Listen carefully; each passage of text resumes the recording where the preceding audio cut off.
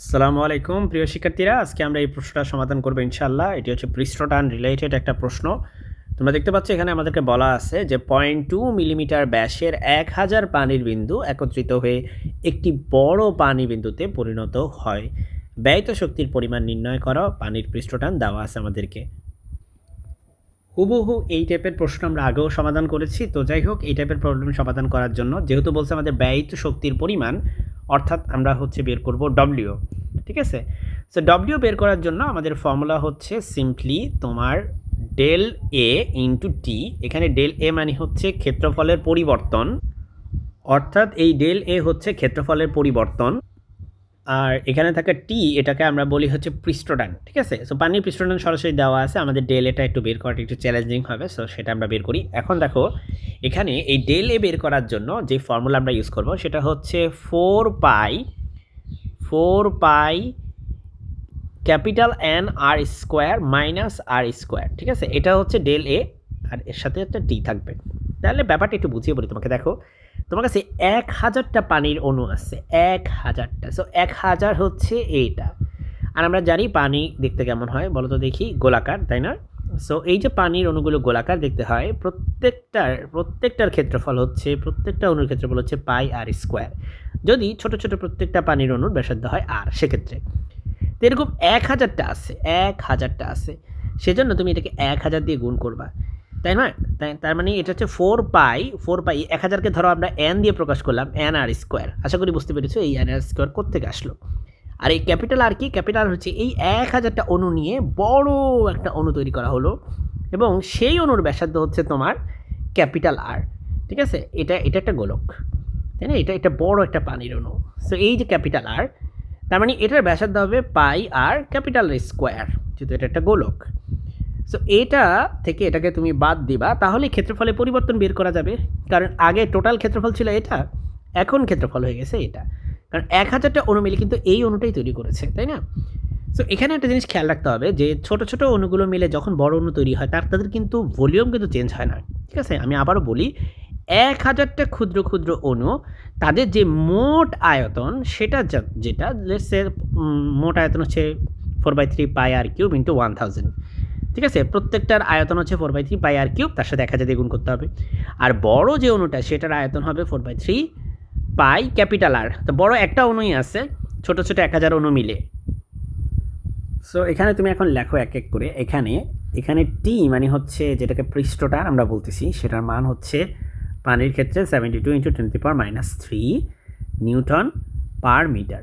এই যে এই মানটা, ঠিক আছে? এটা এসআই ইউনিটে দেওয়া আছে অলরেডি।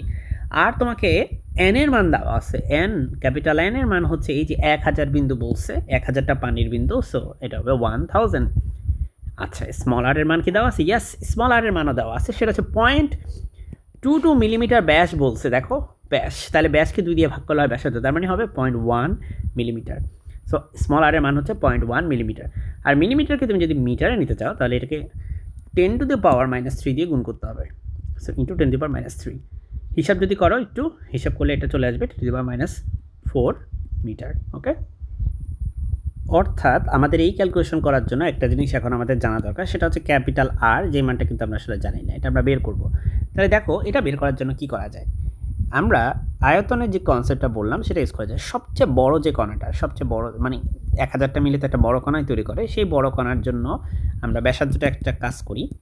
আমরা এখানে লিখে নিই যে ধরি বড় বড় পানির কণাটা, বড় পানির কণার ব্যাসার্ধ সেটা হচ্ছে ক্যাপিটাল আর। ওকে? সো প্রশ্ন মতে তোমার যে আয়তন, বড়টার যে আয়তন সেটা হচ্ছে 4/3 পাই ক্যাপিটাল আর কিউব, তাই না? 4/3 পাই ক্যাপিটাল আর কিউব, একটা গোলকের আয়তনের সূত্র কিন্তু এটাই। আর ছোট যেই গোলকগুলো আছে 4/3 পাই স্মল আর কিউব, কিন্তু ছোট কিন্তু 1000টা আছে। সো সেটা হয়ে যাবে 1000 দিয়ে একটা গুণ দিতে হবে। তাহলে দেখো এই 1000টা অণুর যে আয়তন, ছোট ছোট অণুর যে আয়তন, একটা বড় অণুর একই আয়তন, তার মানে 1000টার মিলে একটা তৈরি করে, সেজন্য তাদের দুজনেরই এই 1000টার আয়তন আর একটা বড় অণুর আয়তন কিন্তু এক। সো আয়তনের কনসেপ্ট ইউজ করে তুমি কিন্তু ক্যাপিটাল আর বের করে ফেলতে পারবা। ওকে, সো এখন আমরা এখান থেকে ক্যাপিটাল আর বের করার জন্য আমরা দুই পাশ থেকে 4/3 পাই কাটা দিব। সো ক্যাপিটাল আর কিউব হবে আমাদের 1000 আর কিউব।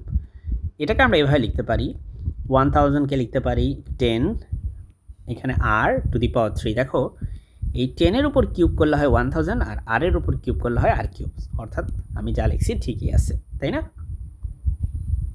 তো এখান থেকে দুই পাশ থেকে কিউব যদি তুমি বাদ দিয়ে দাও, তাহলে তোমার ক্যাপিটাল আর এর মান হচ্ছে স্মল, মানে 10 ইন্টু স্মল আর। স্মল আর এর মান কত? স্মল আর এর মান হচ্ছে 10 to the power minus 4। Okay, so অর্থাৎ এই মানটা আমরা যদি ক্যালকুলেটার হিসাব করি তাহলে এটা 10 টু দি পাওয়ার -3। ক্যালকুলেটার ছাড়াও এটাকে আসলে করা যায়, ইজি ম্যাথ। সো এখন আমাদেরকে সব কিছুর পরে এই ডব্লিউর মানটা এখানে বসিয়ে দিতে হবে, অর্থাৎ আমরা এই জায়গায় মানটা বসাবো। সো এটা আমরা একটু কপি করে নিই, রাইট? এই জায়গায় আমি মানটা বসিয়ে দিব, কারণ আমি সবগুলা জিনিস জানি যেটা যেটা আমাদের জানার দরকার ছিল, তাই না? সুতরাং এখন আমি ডব্লিউর মান বসাবো, একটা হচ্ছে 4 পাই ইন্টু এন এর মান হচ্ছে 1000, স্মল আর এর মান কত? স্মল আর এর মান হচ্ছে 10 টু দি পাওয়ার -4। সো আমরা এখানে বসাবো 10 টু দি পাওয়ার -4, তার উপর একটা হোল স্কোয়ার দিব, দেন মাইনাস ক্যাপিটাল আর এর উপর whole square, which is basically 10 to the power -3। 10 to the power -3 এর উপর একটা হোল স্কোয়ার দিব, ঠিক আছে? দেন আমরা এটাকে ব্র্যাকেটটা ক্লোজ করব। সো আমি ফার্স্ট ব্র্যাকেট না দিয়ে আমি সেকেন্ড ব্র্যাকেট দিতে চাচ্ছি, আমি এই জায়গাটাও মুছে দিয়ে সেকেন্ড ব্র্যাকেট দিব, ইন্টু টি এর মান হচ্ছে 72 ইন্টু 10 টু দি পাওয়ার -3। এখন দেখো ভাই, এটা ক্যালকুলেটার ইউজ করে আমরা এই পুরো মানটা বের করি। চলো এটা ক্যালকুলেটার ইউজ করে এই পুরো মানটা আমরা এখন বের করব। একটা ক্যালকুলেটার ইউজ করে আমি এই মানটা পেলাম 8.14 into 10 to the power -6 joule, ঠিক আছে? সো এটাই হচ্ছে আমাদের আজকের ম্যাথের সমাধান। আশা করি বুঝতে পেরেছ। আসসালামু আলাইকুম।